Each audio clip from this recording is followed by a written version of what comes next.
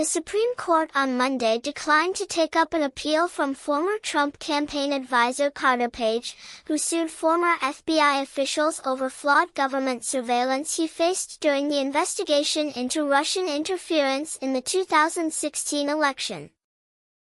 Page, a foreign policy advisor to then-candidate Donald Trump in 2016, sued former FBI Director James Comey, former FBI Deputy Director Andrew McCabe and others over investigators' use of a wiretap authorized under the Foreign Intelligence Surveillance Act.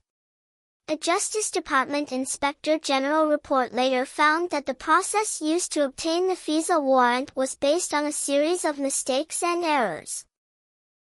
Page had also sued the FBI and the Department of Justice, but the Trump administration settled that litigation in April.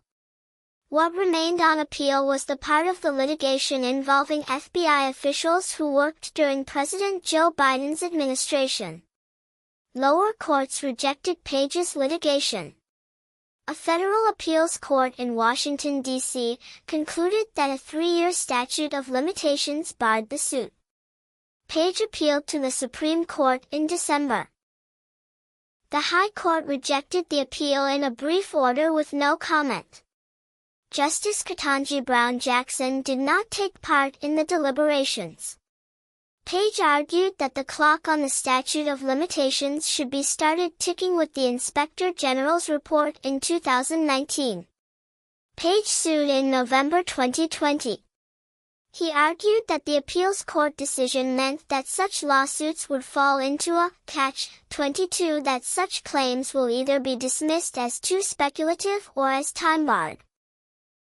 Because of his work as a campaign advisor and connections to the Russian government, investigators wanted to monitor Page as they probed potential collaboration between the Trump campaign and Russia. He was never charged with any wrongdoing.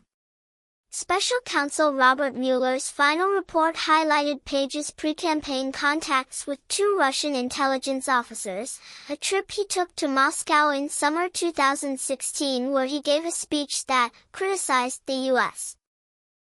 government's foreign policy toward Russia, and his interactions with Kremlin officials where the Trump campaign was discussed.